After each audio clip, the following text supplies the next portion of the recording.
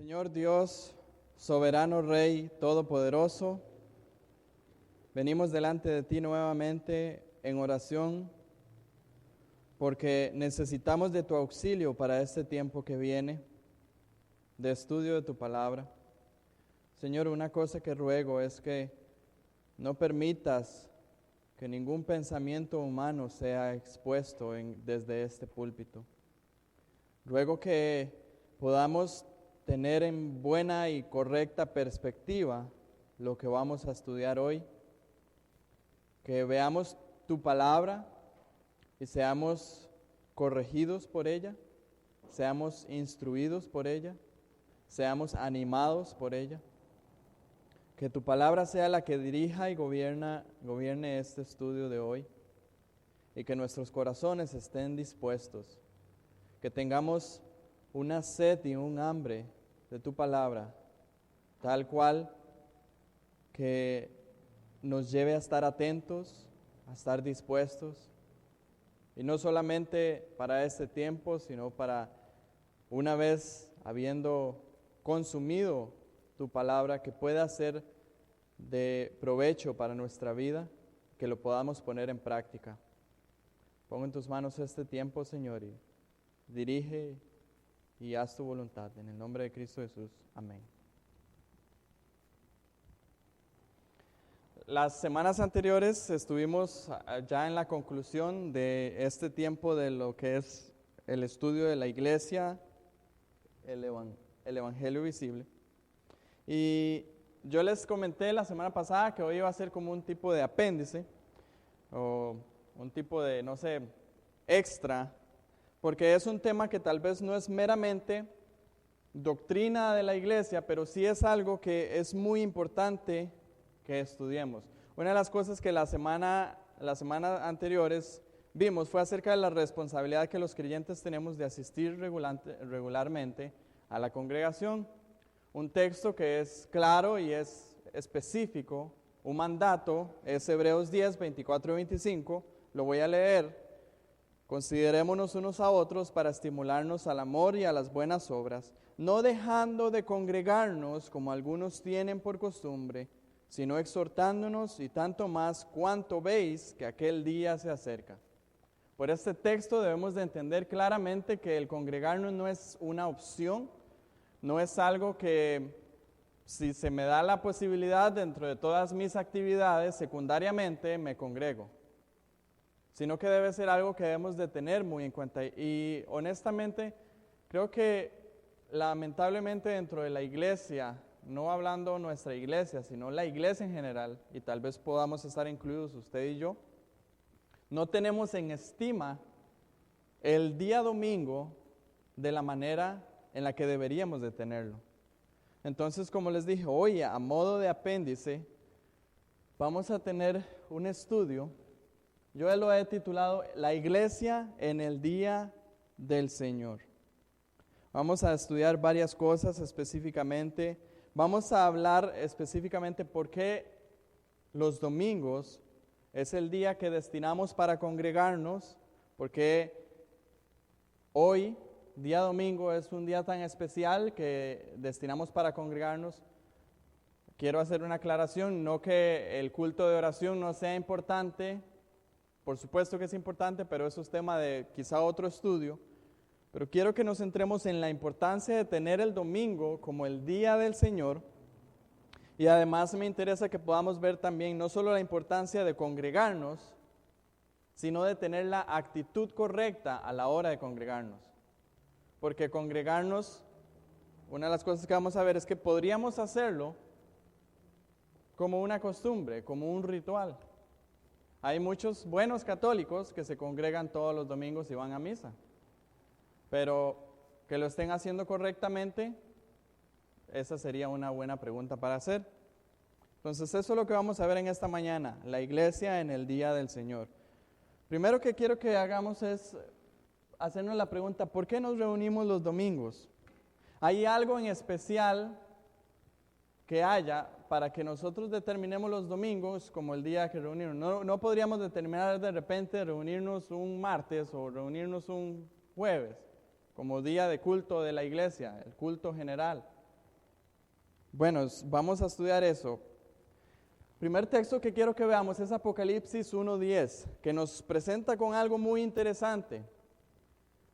Apocalipsis 1:10 dice, yo estaba, este es Juan el que está hablando, yo estaba en el Espíritu en el día del Señor y oí detrás de mí una gran voz como de trompeta. Okay, Juan está hablando de que él está ubicado en la isla de Patmos, dice que estaba, y que en ese día, él le pone un nombre a ese día, el día del Señor. La frase el día del Señor que aquí Juan utiliza es para referirse a un domingo. O sea, lo que Juan estaba diciendo, yo estaba un domingo. Pero una buena pregunta es, ¿por qué Juan le llama a ese domingo el día del Señor? Esa es una frase que es muy importante que tengamos en cuenta, el día del Señor.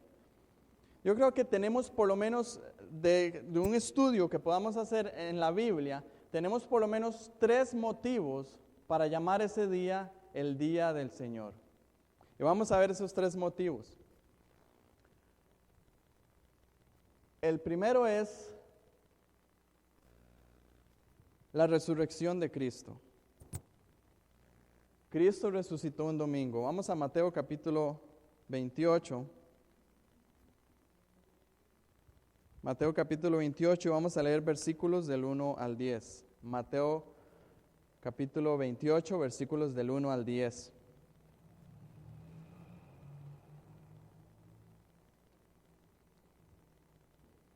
Dice así, pasado el día de reposo, ¿cuál es el día de reposo judío?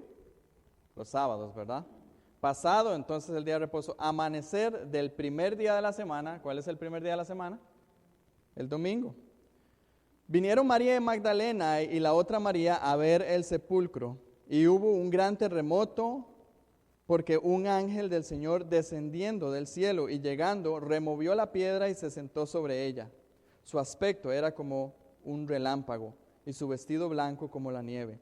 Y de miedo de él, los guardas temblaron y se quedaron como muertos. Mas el ángel respondiendo dijo a las mujeres, no temáis vosotras, porque yo sé que buscáis a Jesús, el que fue crucificado. No está aquí, pues ha resucitado, como dijo, venid, ved el lugar donde fue puesto el Señor. E id pronto y decid a sus discípulos que ha resucitado de los muertos. Y he aquí, va delante de vosotros a Galilea, allí le veréis, he aquí os lo he dicho. Entonces ellas, saliendo del sepulcro con temor y gran gozo, fueron corriendo a dar las nuevas a sus discípulos, y mientras iban a dar las nuevas a los discípulos, he aquí Jesús les salió al encuentro diciendo, salve. Y ellas, acercándose, abrazaron sus pies y le adoraron. Entonces Jesús les dijo, no temáis, id, dad las nuevas a mis hermanos para que vayan a Galilea y allí me verán. Si ustedes se ponen a estudiar de aquí para atrás en la Biblia, el domingo no había tenido ningún significado diferente. Era un día común y corriente. No era un día que tuviera algo en especial. Pero hay un acontecimiento que se da un domingo. Y ese acontecimiento, como acabamos de leer, es la resurrección de nuestro Señor Jesucristo.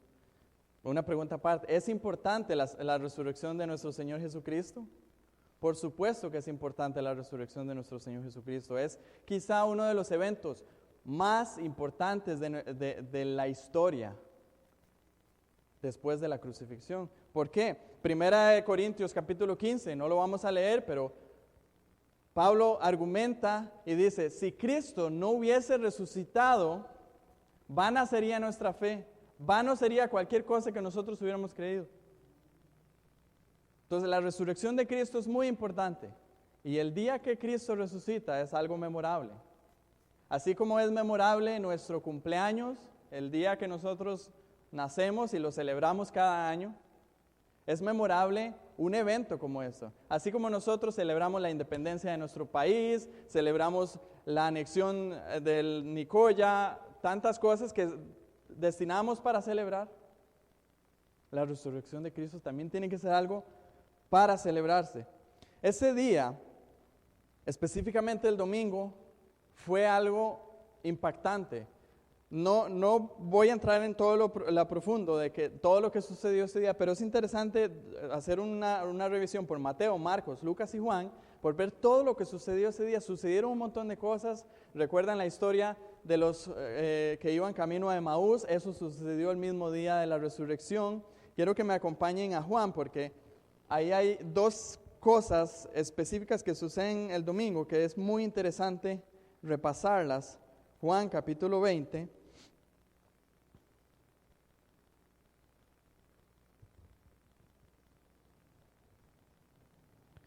Si nos ubicamos en Juan 20, el primer verso nos habla de que estamos en ese día, el día de la resurrección. El primer verso dice, el primer día de la semana, o sea, el domingo, María Magdalena fue de mañana, siendo aún oscuro, al sepulcro y vio quitada la piedra del sepulcro. Y luego se sigue dando la historia que ya leímos paralelamente en Mateo. Pero leamos a partir de los versículos 19 y el versículo 20. Cuando llegó la noche de aquel mismo día, o sea, estamos en el domingo, el mismo día donde Cristo resucitó, el primero de la semana, dice para reforzar, estando las puertas cerradas en el lugar donde los discípulos estaban reunidos por miedo a los judíos, vino Jesús y puesto en medio les dijo, paz a vosotros. Y cuando les hubo dicho esto, les mostró las manos y el costado, y los discípulos regocijándose, se regocijaron viendo al Señor. Entonces ese mismo día no solamente se da la resurrección de Cristo, sino que se da esa aparición que fue para llenar de gozo a los discípulos. Vea que ellos tenían miedo porque obviamente podrían, después de que su líder haya sido asesinado, ellos podrían ser los siguientes en la lista de perseguidos. Tenían miedo y Jesucristo entra y estas palabras, paz a vosotros, me imagino que deben ser como tan refrescantes para ellos, en medio de turbación, en medio de miedo, y que Jesucristo se aparezca y les diga paz a vosotros. Me imagino que eso fue de gran confort para ellos. Pero vean lo que sucede en los versículos 24 al 28 de Juan 20. Dice, pero Tomás, uno de los 12, llamado Dídimo, no estaba con ellos cuando Jesús vino. Le dijeron pues los otros discípulos, al Señor hemos visto. Él les dijo, si no viere en sus manos la señal de los clavos y metiere mi dedo en el lugar de los clavos y metiere mi mano en su costado, no creeré. 8 días después, ¿cuándo son 8 días después? El otro domingo. Estaban otra vez sus discípulos dentro y con ellos Tomás. Llegó Jesús, estando las puertas cerradas, y se puso en medio y les dijo, paz a vosotros. Y luego dijo a Tomás, pon aquí tu dedo y mira mis manos y acerca tu mano y métela en mi costado y no seas incrédulo, sino creyente. Entonces Tomás respondió y le dijo, Señor mío y Dios mío. Vean qué interesante. Yo me pongo a pensar, Jesús pudo habérsele aparecido a Tomás el lunes, ¿verdad? Para que no fuera incrédulo. El mismo martes, miércoles, cualquier día, pero Jesús se vuelve a aparecer a sus discípulos hasta dentro de 8 días, el domingo. Muy interesante, algo muy interesante. No podemos sacar toda una doctrina de que específicamente, porque Jesús se apareció el otro domingo, ya es el día estricto de la reunión de la iglesia, pero sí es muy interesante ver estos hechos, de que Jesús se aparece nuevamente y le confronta a Tomás con su incredulidad dentro de 8 días el domingo. Entonces una primera razón que podríamos tener para reunirnos los domingos es la resurrección de nuestro Señor Jesucristo. Vuelvo a preguntar, ¿es algo digno de recordar? Por supuesto que es algo digno de recordar. Entonces es una buena motivación para que domingo tras domingo celebremos una y otra vez la resurrección de nuestro Señor. Pero no solamente en domingo pasó la resurrección de Cristo, sino que un domingo también fue el descenso del Espíritu Santo. El Espíritu Santo descendió un domingo también. Veamos Hechos capítulo 2, versículos 1 y 4. Hechos capítulo 2, versículos 1 y 4.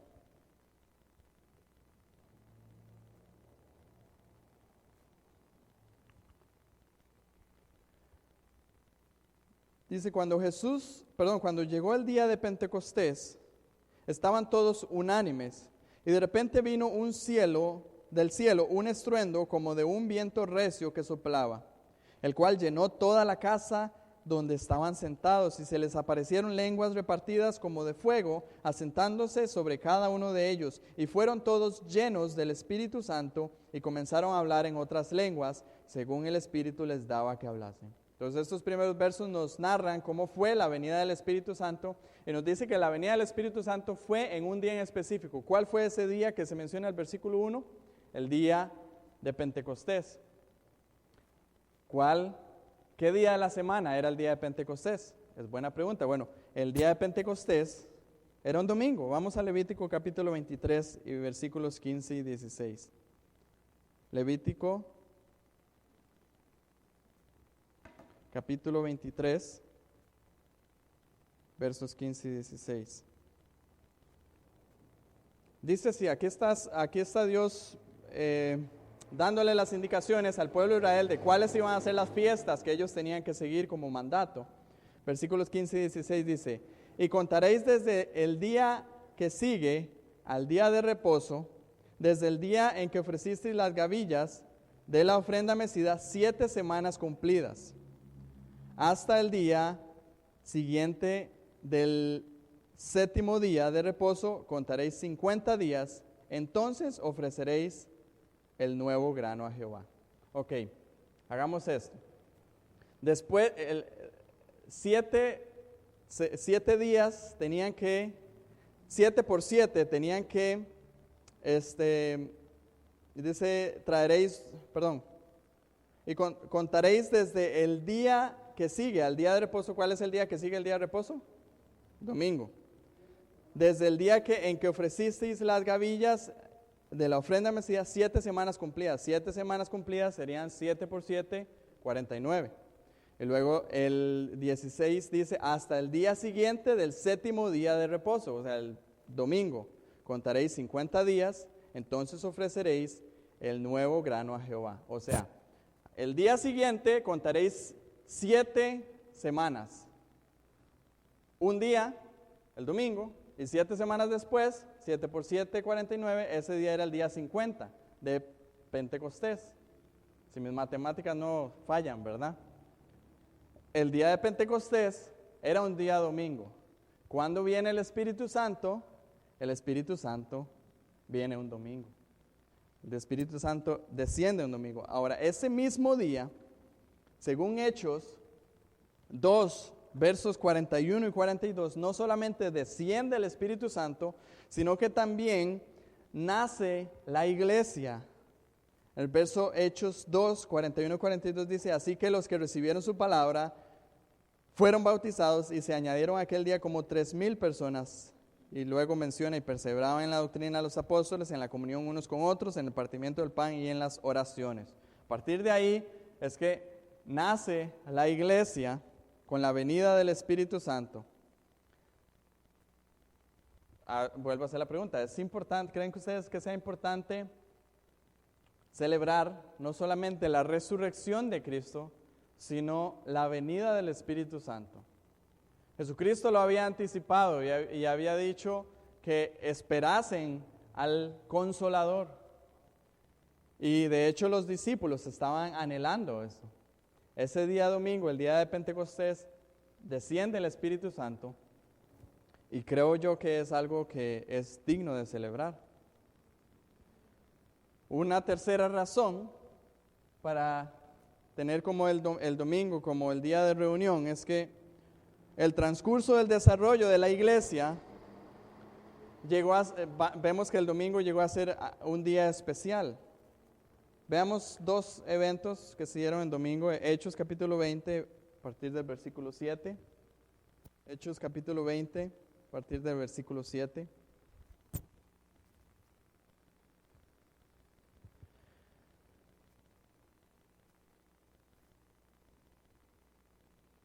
Leo, dice, el primer día de la semana, domingo, reunidos los discípulos para partir el pan, Pablo les enseñaba, habiendo de salir al día siguiente, y alargó el discurso hasta la medianoche.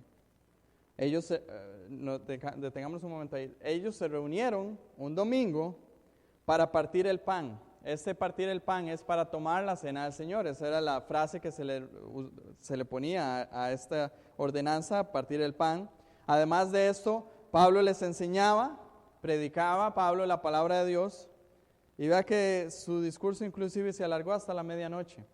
Luego el texto habla ahí diciendo, había muchas lámparas en el aposento alto donde estaban reunidos, y un joven llamado Eutico, que estaba sentado en la ventana, rendido de un sueño profundo, por cuanto Pablo disertaba largamente, vencido del sueño, cayó del tercer piso abajo y fue levantado muerto. Entonces descendió Pablo y se echó sobre él, y abrazándole dijo, no os alarméis, pues está vivo. Después de haber subido y partido el pan y comió, habló largamente hasta el alba. Así salió y llevaron al joven vivo y fueron grandemente consolados. Qué interesante esto. Un domingo se reúnen a partir el pan y a aprender de la palabra de Dios. Y lo hacen de una manera no corta, no breve, extendida. Y si hay algún percance, si alguien se muere, entonces nada más le resucitamos, venga y seguimos predicando. Interesante, ¿verdad? 1 Corintios 16, 2. 1 Corintios 16, 2. Pablo está hablando aquí acerca de una ofrenda que se les estaba pidiendo a los corintios para los santos, pero es interesante las directrices que él da. En el versículo 2 dice, cada primer día de la semana, cada uno de vosotros ponga aparte algo según haya prosperado, guardándolo, para que cuando yo llegue no se recojan entonces ofrendas. Parece como que lo regular de la iglesia era que cada primer día de la semana se reunía. Entonces, se está acomodando por sentado aquí, cada primer día de la semana que ustedes se reúnen, escojan algo aparte según haya prosperado y denlo para que entonces el día que yo llegue no se recojan ofrendas.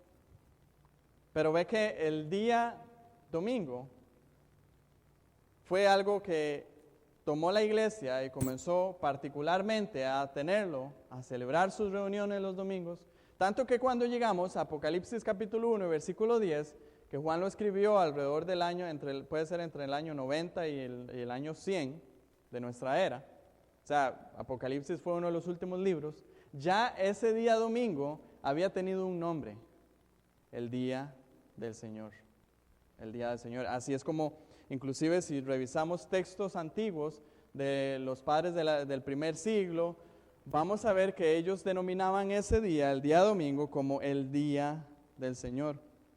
Hemos visto entonces 3 razones que tenemos, y yo creo que son bastante determinantes para que el domingo sea el día que la iglesia se reúne a adorar al Señor.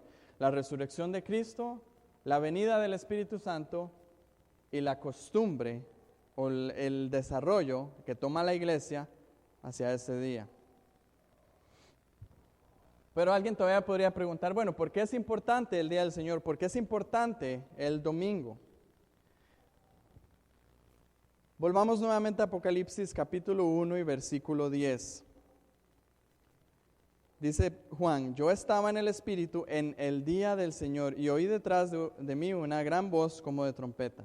Esa frase, nuevamente, esa frase, el día del Señor. ¿De quién es el día? Según la frase, del Señor. No dice es el día mío, no es el día de nadie más, sino dice esa frase, se le denomina el día del Señor. La iglesia primitiva denominó este día como el día del Señor porque este día le pertenece al Señor. Debemos de tener claros que el Señor merece nuestra adoración todos los días de la semana, pero hay un día en el que dejamos todas las actividades regulares para reunirnos como iglesia a celebrar a nuestro Señor. Todos los días debemos de adorar al Señor, todos los días debemos de entregar nuestro ser al Señor, pero como iglesia, como grupo, hay un día en específico que ya vimos las razones, hemos destinado para celebrar al Señor. Porque ese día Cristo resucitó, porque ese día vino el Espíritu Santo, porque históricamente hemos tomado ese día. Voy a leerles una frase o un texto pequeño que encontré en un libro. La verdad es un libro que es breve, pero me ha llamado grandemente la atención. El libro se llama Deje de coquetear con la iglesia. El autor es Joshua Harris. Y vean lo que dice, hablando específicamente sobre el Día del Señor y la importancia de este día. Dice: todos los días le pertenecen a Dios, pero el domingo es el día del Señor, de manera especial. Es propiedad exclusiva de Jesús desde aquella primera Pascua en que Él dejó la tumba vacía. Piense en esto. Aquella mañana, por primera vez, Él había conquistado a la muerte, había muerto en propiciación por nuestros pecados, había abierto el camino para que podamos entrar en libertad en presencia del Padre. Y cada domingo, desde entonces, ha sido un aniversario, o podríamos decir semanario, de esa asombrosa mañana. El Salvador ha resucitado y todo ha cambiado. Este Jesús crucificado y resucitado ha prometido estar presente de manera especial cuando su pueblo se reúne para adorarle. Donde quiera que los seguidores de Cristo se congreguen como iglesia, sea en una catedral o debajo de un árbol, glorificamos a Dios, crecemos en nuestra fe y nos alentamos los unos a los otros, y en cada minuto Jesús está a nuestro lado. El domingo no debe ser un día regular para nosotros.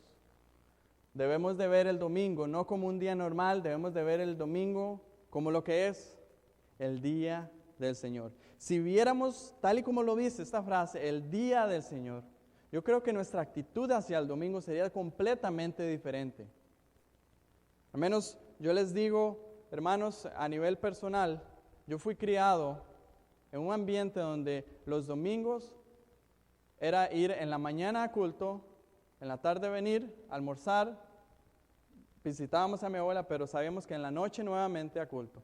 Y desde que tengo memoria hasta los 16 años, así fue toda mi vida. Y gracias al Señor porque me permitió ver el domingo como un día exclusivo para el Señor.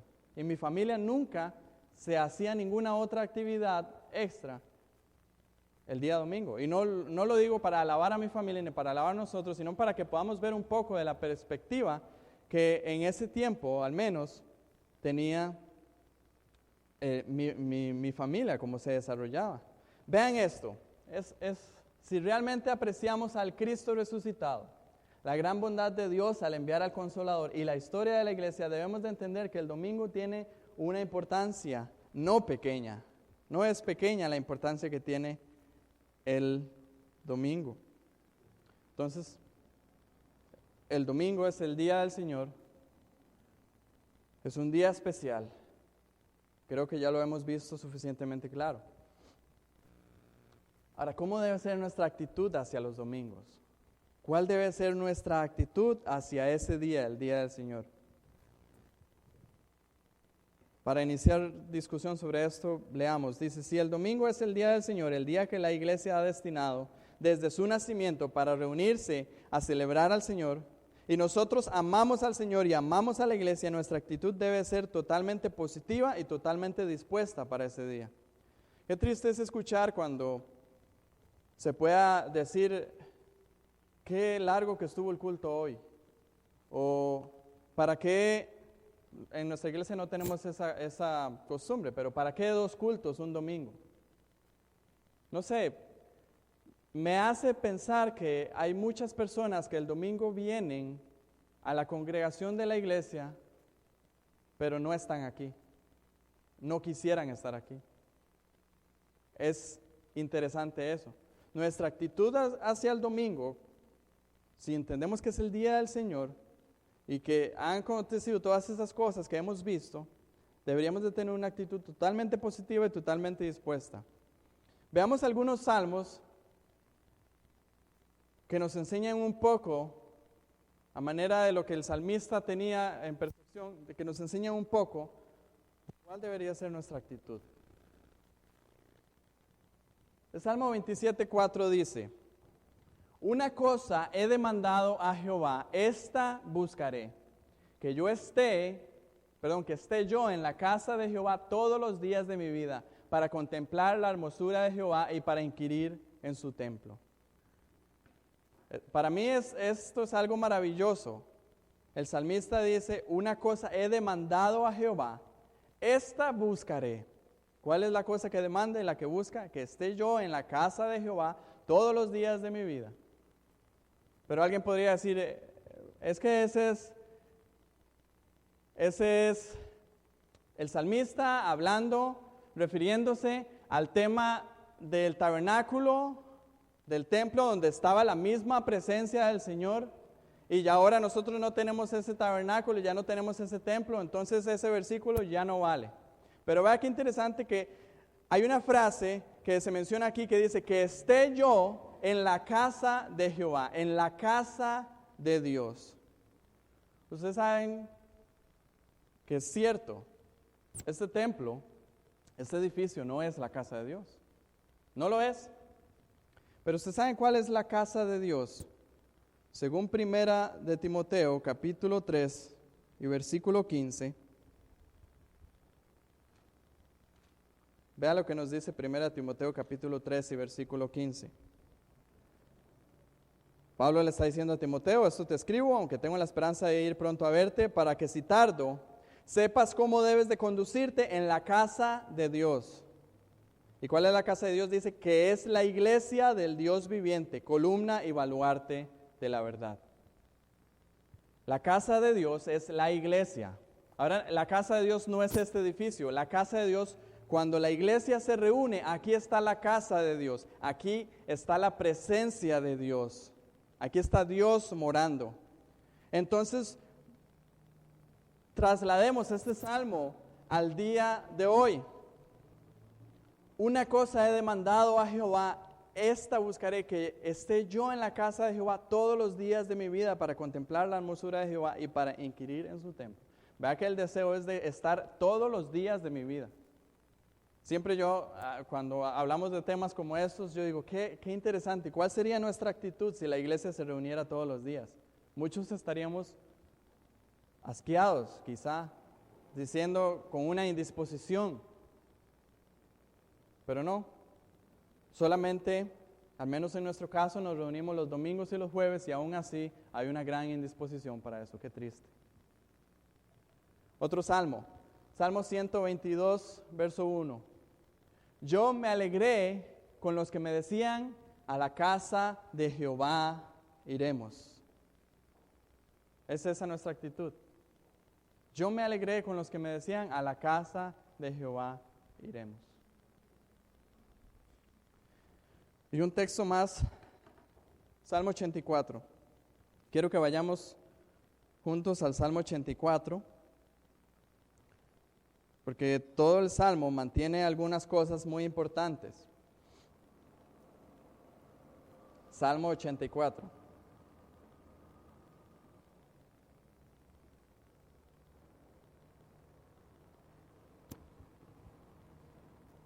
Vamos a irlo leyendo y tal vez en algún momento detener para señalar algo importante. Cuán amables son tus moradas, oh Jehová de los ejércitos. Anhela mi alma y aún ardientemente desea los atrios de Jehová. Mi corazón y mi carne cantan al Dios vivo. Vea la actitud del salmista aquí. Anhela mi alma y aún ardientemente desea los atrios de Jehová. Verso 3. Aún el gorrión halla casa y la golondrina nido para sí, donde ponga sus polluelos. Cerca de tus altares, oh Jehová de los ejércitos, Rey mío y Dios mío. Bienaventurados los que habitan en tu casa, perpetuamente te alabarán. Son dichosos, son felices aquellos que habitan en la casa de Dios. Verso 5. Bienaventurado el hombre que en ti tiene sus fuerzas, en cuyo corazón están sus caminos. Atravesando el valle de lágrimas lo cambian en fuente. Cuando la lluvia llena los estanques, irán de poder en poder, verán a Dios en Sión. Jehová, Dios de los ejércitos, oye mi oración, escucha, oh Dios de Jacob. Mira, oh Dios, escudo nuestro, en el rostro de tu ungido. Verso 10, porque mejor es un día en tus atrios que 1000 fuera de ellos. Escogería antes la casa de mi Dios que habitar en las moradas de maldad. Dejémoslo ahí. Es esa nuestra actitud hacia los domingos, hacia el día del Señor, hacia estar reunidos con la casa de Dios, que es la iglesia del Dios viviente. Mejor es un día en tus atrios que 1000 fuera de ellos. Escogería antes estar a la puerta de la casa de mi Dios que habitar en las moradas de maldad. En lo personal a mí esto me confronta mucho y quiero leerles una historia que también me confrontó mucho porque va un poco relacionado con mi juventud, cuando yo practicaba atletismo. Vean esta historia de este joven o este ya fallecido, Eric Liddell se llamaba. Leo la historia, dice: en 1902, en Tientsin, China, los misioneros escoceses James y Mary Liddell tuvieron un hijo y le llamaron Eric. Eric y su hermano mayor fueron llevados a una escuela de internos para hijos de misioneros en Inglaterra y luego regresaron a China. En el colegio, ambos jóvenes se distinguieron en el rugby, cricket y en carreras de pista. Eric estableció un récord de 10 segundos en 100 metros planos. Posteriormente, en la Universidad de Edimburgo, continuó distinguiéndose en las carreras. Rápidamente se destacó como el velocista más rápido de Escocia y convirtiéndose en héroe nacional. No hay duda de que Eric Liddell se perfilaba como un prospecto durante al menos los 100 y los 200 metros y probablemente también para ambas carreras de relevos en los Juegos Olímpicos de París en 1924. Sin embargo, el programa de los Juegos fue publicado a finales del 1923, donde aparecía que los 100 metros y los relevos de 100 y 400 metros estaban para correrse domingo. Cuando Eric se dio cuenta de esto, dejó perfectamente claro que no iba a participar en los eventos programados para el Día del Señor. Esto afectaría gravemente las perspectivas de Gran Bretaña y podría hacer la diferencia en los colores de medallas ganados. Esfuerzos fueron hechos por el Consejo Olímpico Británico para persuadir al Comité Olímpico de París para cambiar el día de competición, pero no sirvieron de nada. Voy a detenerme aquí un momento. Además de eso, Eric fue grandemente burlado, se fue grandemente burlado de él, e inclusive en las noticias salieron noticias como diciendo el traidor de la patria. Pero bueno, Eric esperó con expectativas, pero tranquilo, por la final de los 400 metros, que por cierto no era su prueba fuerte. Nadie esperaba que ganara, no alguien que prefería predicar un domingo antes que entrenar. Sin embargo, clasificó para los 400 metros, pero estaba muy lejos de ser uno de los favoritos, pues no era su prueba fuerte. Las finales se llevaron a cabo el viernes 11 de julio de 1924. Cuando se preparaba para ir al estadio, el masajista del equipo le pasó un pequeño pedazo de papel doblado que decía: ese que me honra a mí, yo lo honraré. Primer libro Samuel 2:30. Eric consiguió la medalla de oro batiendo un nuevo récord mundial. 47.6 fue el primer escocés en ganar esta medalla olímpica en la pista. Yo digo, qué interesante, algo tan, uno podría decir, sencillo como una competición de atletismo, un oro en los Juegos Olímpicos. ¿Qué deportista no desearía esa presea? Eric tenía todas las expectativas, todo lo listo para poder ganar esa prueba, pero la prueba de los 100 metros era un domingo. Cualquiera decía, qué ridículo, ¿por qué no simplemente faltó a la iglesia un domingo y fue y ganó su medalla de oro? Pero sus convicciones eran que el domingo era el día del Señor y no participó, el Señor le honró. En una prueba que no era su fuerte, ganó la medalla de oro. Ahora, no solamente debe ser una actitud hacia el Día del Señor, sino específicamente una actitud hacia el culto de adoración del Día del Señor.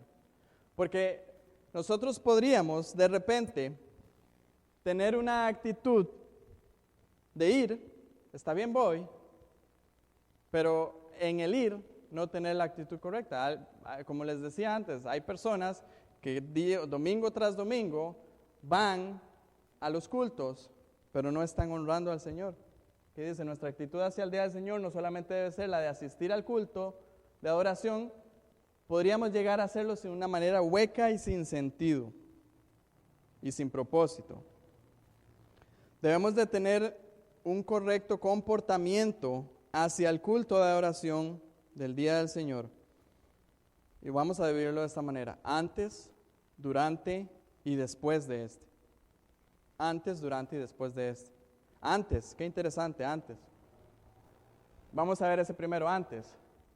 Por ejemplo, ahí podríamos dividirlo en un sentido físico y un sentido espiritual, pero vea qué interesante, algunas cosas que podríamos hacer para disfrutar con mayor sentido el día del Señor.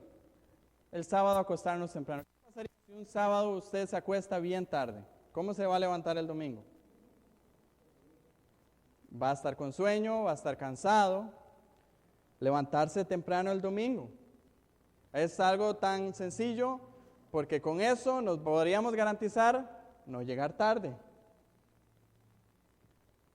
Organizar las cosas previendo que no vaya a tener ningún atraso. Si sabemos que el domingo es el día del Señor y el día que nosotros vamos a reunirnos con la iglesia, yo podría organizar mis cosas para que el domingo no ande en las carreras que debiera andar, solamente poder cumplir con las cosas que debo de cumplir cada día y así poder aprovechar al máximo ese día.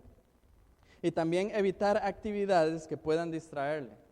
Muchas ocasiones, y yo leyendo el libro que les comenté, al menos decía el escritor que él le gustaban mucho las noticias y él entonces se ponía a leer las noticias, pero él entendió que él no debía de leer las noticias, porque imagínense lo que es estar leyendo una noticia de algo que es alarmante, de algo que lo desconcerta a uno, ir de esa manera preparado para el día del Señor, el culto.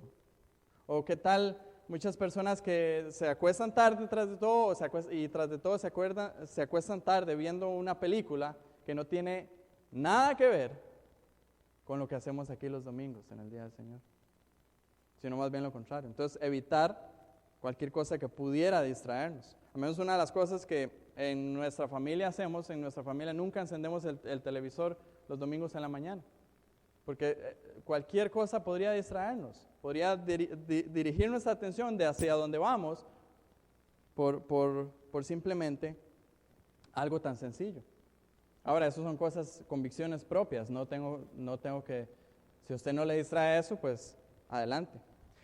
Más allá del sentido físico, debemos de anticiparnos en un sentido espiritual. Vea lo que dice el Salmo 24, 3 y 5.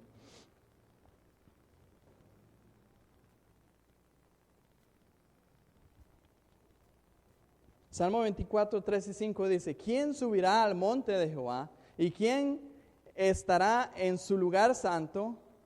El limpio de manos y puro de corazón, el que no ha elevado su alma a cosas vanas, ni jurado con engaño. El 5 también: Él recibirá bendición de Jehová y justicia de Dios de salvación. Esa primera pregunta nos dice quién subirá al monte de Jehová y quién estará en lugar santo, y bueno, nos dice la respuesta: el que tenga limpieza de manos, puro de corazón y que no haya elevado su corazón a cosas vanas. Hay un canto inclusive que nosotros entonamos y que la segunda estrofa la decimos: Señor, dame manos limpias y un corazón puro y sin vanidades, enséñame a amar. Una de las cosas que creo que deberíamos de prepararnos también para venir a la presencia del Señor en el culto de adoración es que nuestro corazón venga listo. Venimos a alabar al Señor, venimos a exaltar su nombre, venimos a compartir con los hermanos, nuestros hermanos, venimos a escuchar la predicación de su palabra. Yo pienso que no es algo para lo cual simplemente venimos y ya. Deberíamos de prepararnos en un sentido espiritual también. Y en realidad la preparación tanto físico y en el sentido espiritual yo creo que van de la mano. Muchas cosas que hacemos en el aspecto físico pueden entorpecer la preparación de nuestro corazón para el día del Señor, para el culto de adoración. Hay entonces una preparación que hacer, pero también hay un correcto comportamiento durante.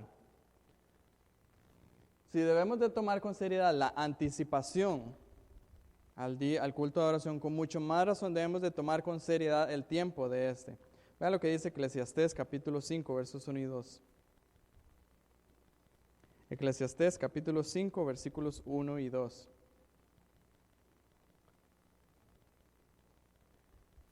Cuando fueres a la casa de Dios, guarda tu pie y acércate más para oír que para ofrecer el sacrificio de los necios, porque no saben que hacen mal.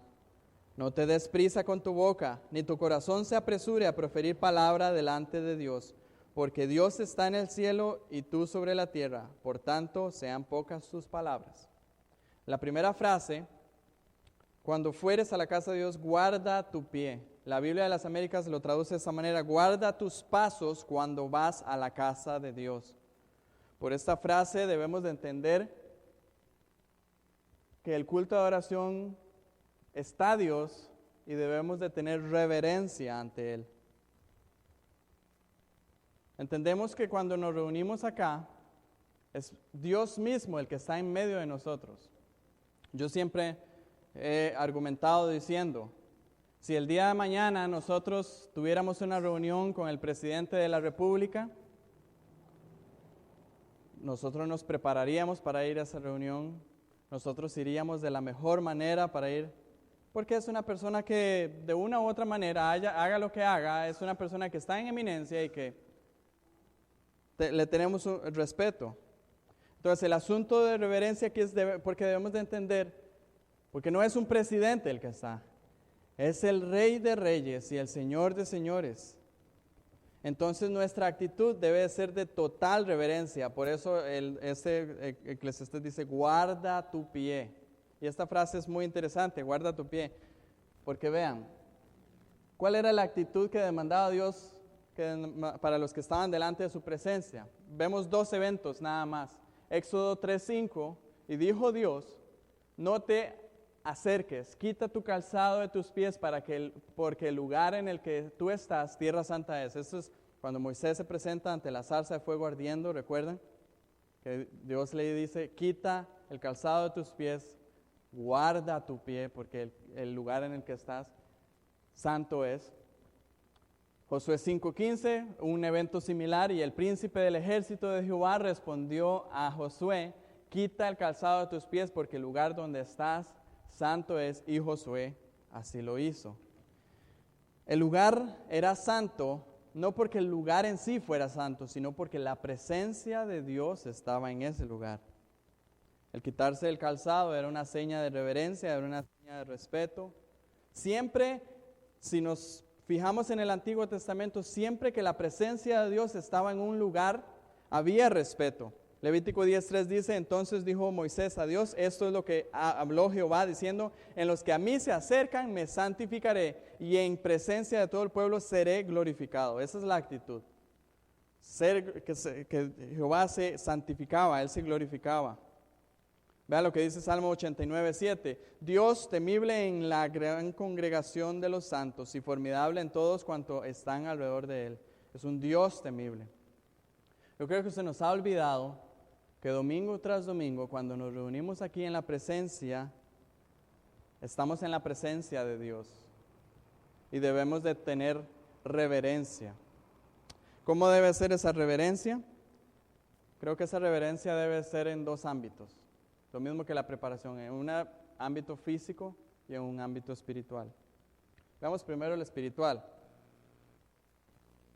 Nuestra actitud hacia el culto del Día del Señor debe ser reverente en adoración a Él. Eso incluye por lo menos 4 cosas específicas en las cuales nosotros tenemos que tener reverencia. Cuando cantamos, cuando ofrendamos, cuando oramos y cuando atendemos a la palabra de Dios. Todas esas 4 cosas, y hay más, nada más menciono estas, deben de ser en una actitud de adoración a Dios. Veamos algún texto por cada una de ellas. Cantos, cuando cantamos. Vea lo que dice Colosenses 3:16. La palabra de Cristo more en abundancia en vosotros, enseñándoos y exhortándoos unos a otros en toda sabiduría, cantando con gracia en vuestros corazones al Señor con salmos e himnos y cánticos espirituales. Esa segunda parte, cantando, ¿cómo debe ser nuestro cantar? Con gracia en nuestros corazones. Vea que ni siquiera se refiere a una cosa externa. No tenemos que hacer grandes cosas físicamente, sino que es en nuestro corazón. Alguien puede estar sentado en su silla alabando al Señor, pero lo importante es que su corazón esté con gracia. Alguien puede hacerlo de pie, aplaudiendo o como se hace, pero que en su corazón haya esa gracia. Eso es con los cantos. Y hay mucho más que pudiéramos ver sobre esto. Podríamos irnos a los salmos y ver donde dice cantad con alegría, cantad con regocijo, cantad. Bueno, hay tanto. Sobre las ofrendas, un verso, 2 Corintios 9:7, dice, cada uno dé como propuso en su corazón, no con tristeza ni por necesidad, porque Dios ama al dador alegre. Cuando damos, no es dar porque tengo que dar, sino porque lo damos porque lo hemos propuesto en nuestro corazón y lo estamos haciendo con alegría. Estamos honrando al Señor al dar nuestras ofrendas. Oraciones, Santiago 5:16 dice, confesad vuestras ofensas los unos a los otros y orad los unos por los otros para que seáis sanados. La oración eficaz del justo puede mucho. ¿Verdad que hay una actitud de confesión, una actitud dispuesta a orar por los otros hermanos? Y otro tema muy importante también, estar atentos a la palabra de Dios. Mateo 13:9 dice, el que tiene oídos para oír, oiga. Si venimos aquí y hay un tiempo específico que es para oír la palabra de Dios, ¿qué es lo que tenemos que hacer? Oír la palabra de Dios. Hay, por ejemplo, Eclesiastés, yo lo tengo acá, Eclesiastés capítulo 5, versículos 1 y 2. Dice, cuando fueres a la casa de Dios, guarda tu pie y acércate más para oír que para ofrecer el sacrificio de los necios, porque no saben que hacen mal. No te des prisa con tu boca, ni tu corazón se apresure a proferir palabra delante de Dios, porque Dios está en el cielo y tú sobre la tierra, por tanto sean pocas tus palabras. El tiempo de la predicación es un tiempo de adoración también. ¿Cómo adoramos a Dios en medio de la predicación? Estando dispuestos, estando atentos, teniendo en correcta posición la predicación de la palabra de Dios. Un escritor, Donald Whitney, dice de la siguiente manera, de forma habitual pensamos en la adoración como algo que nosotros hacemos y la predicación como algo que hace el predicador y no nosotros. Muchos pensamos que esto no es adoración. Sin embargo, escuchar el sermón es algo que hacemos nosotros y es un acto de adoración cuando escuchamos con una mente ávida y con un corazón dispuesto a responder. La razón por la que es un acto de adoración es porque usted está escuchando a Dios que habla a través de su palabra. Cuando los profetas del Antiguo Testamento se paraban al frente del pueblo de Dios, ellos decían, así dice Dios, y después decían su mensaje. Cuando un predicador se para al frente de la congregación y dice, así dice Dios, y presenta el texto bíblico, es Dios el que está hablando. Nosotros debiéramos de tener la actitud correcta hacia esa predicación. Y esa es la aclaración. Cuando un predicador se presenta y dice, así dice Dios, con la palabra de Dios como su fundamento. Entonces nuestra actitud debe ser una actitud hacia la alabanza a través de la música, hacia la adoración a través de las ofrendas, en las oraciones y estar atentos con la palabra.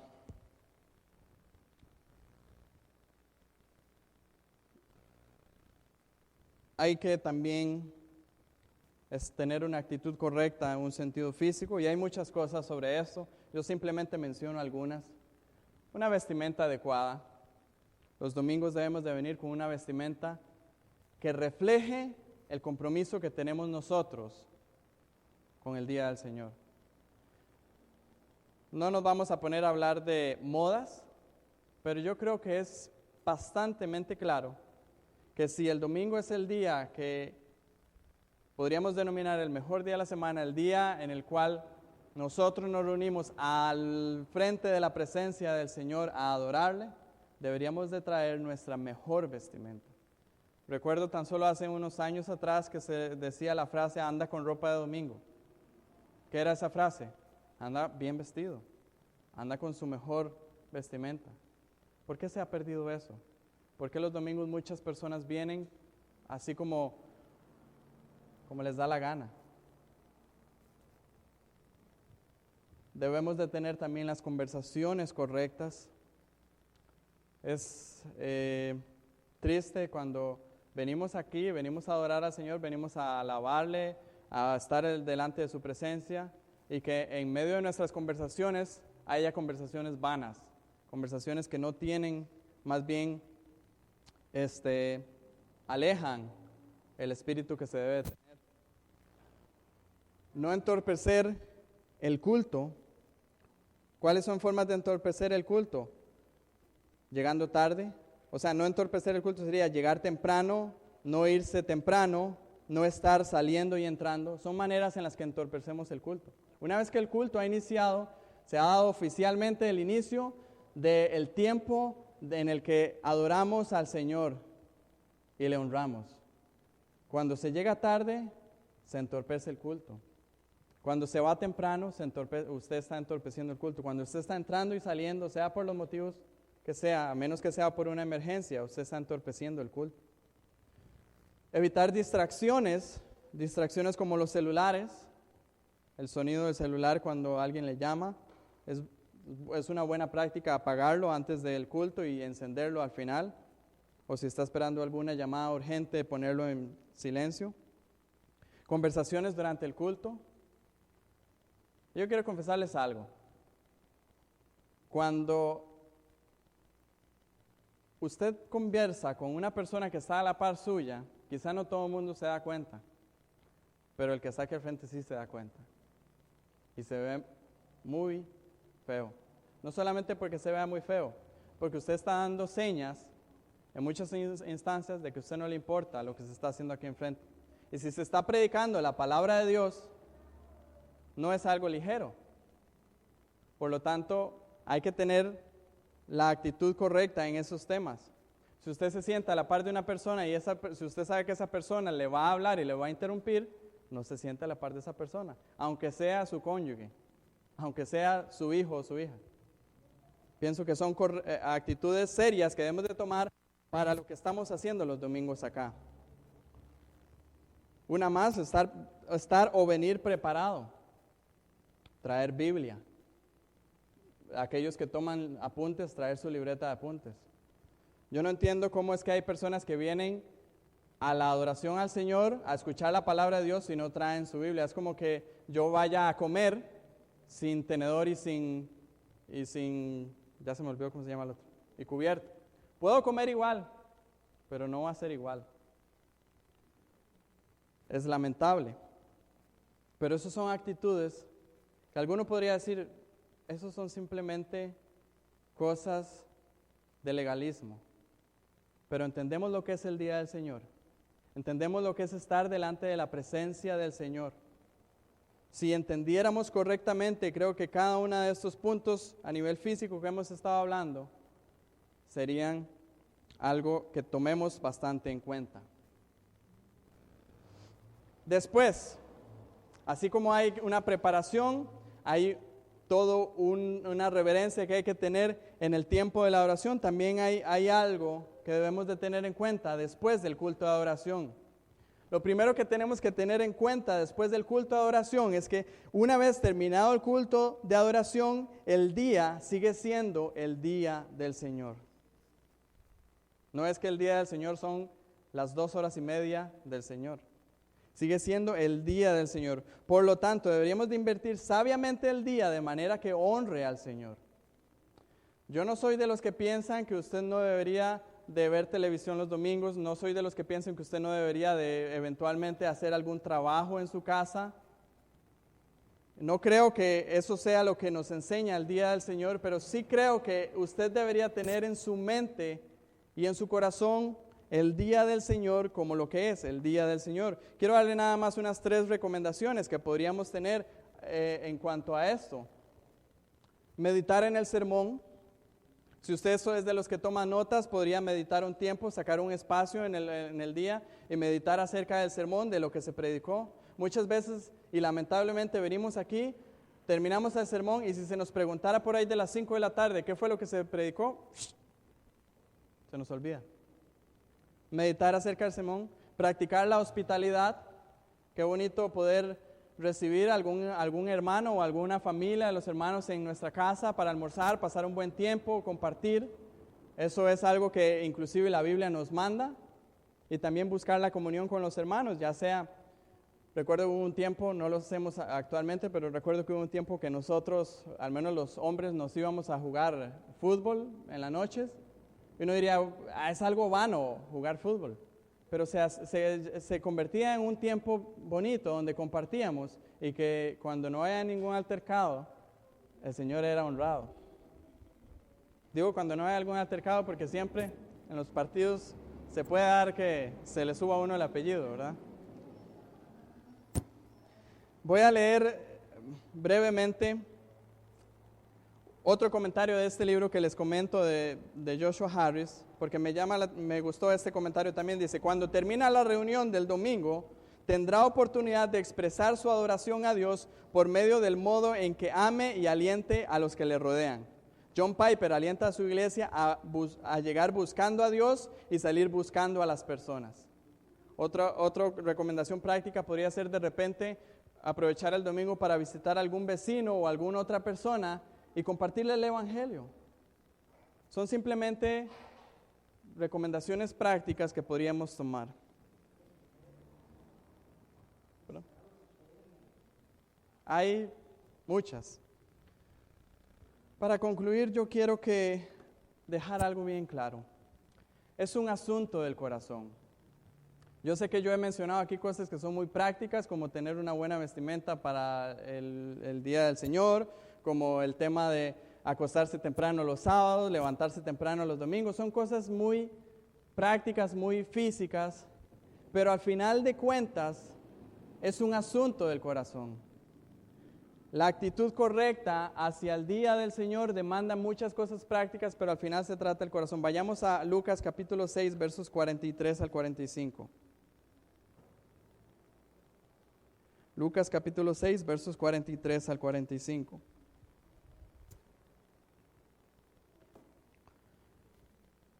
Jesús dice, no es buen árbol el que da malos frutos, ni árbol malo el que da buen fruto. Porque cada árbol se conoce por su fruto, pues no se cosechan higos de los espinos, ni de las zarzas se vendimian uvas. Ojo el 45, el hombre bueno del buen tesoro de su corazón saca lo bueno, y el hombre malo del mal tesoro de su corazón saca lo malo, porque de la abundancia del corazón habla la boca. Se lo pongo de esta manera.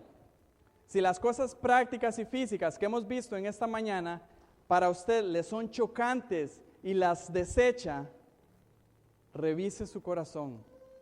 Porque si para usted el simple hecho de ponerse una buena vestimenta el domingo para venir al culto le es chocante, creo que hay algo más allá de la vestimenta. Hay algo en su corazón que le está llevando a tomar esa actitud. Porque el árbol que da malos frutos no es un buen árbol, y el árbol que da buenos frutos no es un mal árbol. Entonces es cuestión de revisar el corazón. Si usted en esta mañana ha visto todas estas actitudes, acostarse temprano los sábados, los domingos levantarse temprano, y usted dice, eso debo de cambiarlo, debo de corregirlo porque yo amo al día del Señor, y no lo ve como algo gravoso, es porque su corazón está dispuesto a ello. Y le aliento a que determine que si debemos de cambiar una u otra circunstancia, determine cambiar eso. Ya para culminar, quiero leerles una historia que tengo en este libro. Había más cosas que tenía para terminar, pero ya el tiempo está avanzando. Es una historia que no es del escritor original de este libro, sino que la toma de otro libro, pero creo que es muy bueno para concluir. Dice, una de las experiencias más tristes de mi niñez sucedió en mi 10º cumpleaños. Varios días antes se enviaron invitaciones para la celebración. Iba a ser mi mejor cumpleaños hasta entonces. Todos vinieron a mi casa justo después del atardecer. Mi padre asó perritos calientes y hamburguesas mientras mi madre daba los toques finales a mi tarta de cumpleaños. Después de comernos toda la tarta y todo el helado, llegó la hora de los regalos. Francamente, hoy no recuerdo ni siquiera uno de los regalos, pero recuerdo lo bien que lo estaba pasando con los muchachos que me los daban. Como yo no tenía hermanos, lo mejor de todo el evento era simplemente estar con los otros niños. El punto culminante de la celebración era un regalo de mí para ellos. Nada era demasiado bueno para mis amigos. El costo era inmaterial. Yo iba a pagar sus entradas para el evento más emocionante de la ciudad, el partido de baloncesto del instituto. Aún puedo ver cómo bajábamos del coche de mi padre con alegría aquella fría tarde y cómo corríamos hacia el gimnasio. Estar allí en la ventanilla pagando 9 entradas de 25 centavos rodeado por mis amigos era uno de aquellos momentos simples pero dorados de la vida. Aquella imagen en mi mente era el final perfecto para el cumpleaños perfecto de un niño de 10 años. 4 amigos a un lado y 4 amigos al otro. Yo me sentaría en el medio mientras todos comíamos palomitas de maíz, nos dábamos codazos unos a los otros y animábamos a nuestros héroes del instituto. Según entrábamos, recuerdo sentirme más feliz que Jimmy Stewart en la escena final de Qué bello es vivir. Luego, el momento dorado quedó hecho añicos. Una vez en el gimnasio, todos mis amigos se dispersaron y no los volví a ver durante el resto de la noche. No me dieron las gracias por la diversión, ni por la comida, ni por las entradas, ni siquiera un feliz cumpleaños, pero me voy a sentar con otra persona. Sin ninguna palabra de gratitud ni despedida, todos se fueron sin mirar atrás, así que me pasé el resto de mi 10º cumpleaños a solas en las tribunas, envejeciendo solo. Tal como lo recuerdo, fue un partido espantoso. Cuento esta historia no para recibir lástima por un recuerdo doloroso de la infancia, sino porque me recuerda la manera que muchas veces tratamos a Dios en la adoración. Aunque venimos a un evento en el que Él es el invitado de honor, es posible darle un regalo rutinario, cantarle unas pocas canciones habituales y luego desatenderle totalmente mientras nos centramos en otros y disfrutamos la interpretación de aquellos que están delante de nosotros. Como mis amigos de 10 años, podemos irnos sin ningún remordimiento de conciencia, sin ninguna noción de nuestra insensibilidad, convencidos de que hemos cumplido bien nuestra obligación. Esa es muchas veces la actitud que tenemos nosotros al día del Señor y el culto de adoración del domingo. Quiera el Señor que si tenemos que corregir algo, lo hagamos. Y que si estamos bien, que sigamos adelante alentando a otros para que así lo hagan. Vamos a orar. Pongámonos en pie. Dios poderoso, gracias por este tiempo. Señor, tú sabes muy bien que tu palabra es confrontadora, porque nosotros somos pecadores y muchas veces nos sentimos a gusto con el pecado, nos sentimos a gusto con nuestra comodidad y nos sentimos a gusto teniéndonos a nosotros mismos en el centro. Pero, oh Señor, te ruego que no sea así. Te ruego que en nosotros tú estés en el centro. Y así, específicamente, tu día, el día del Señor. Tenemos suficientes motivos para denominar este día como tu día. Celebrar la poderosa y victoriosa resurrección de nuestro Señor Jesucristo. Celebrar el evento histórico de la venida del Espíritu Santo y seguir adelante, Señor, con algo que la iglesia ha determinado, ha tenido por ese día, el día tuyo. Que no solamente tengamos la actitud correcta hacia separar el día del Señor, sino tener la actitud correcta en el culto de adoración del día del Señor.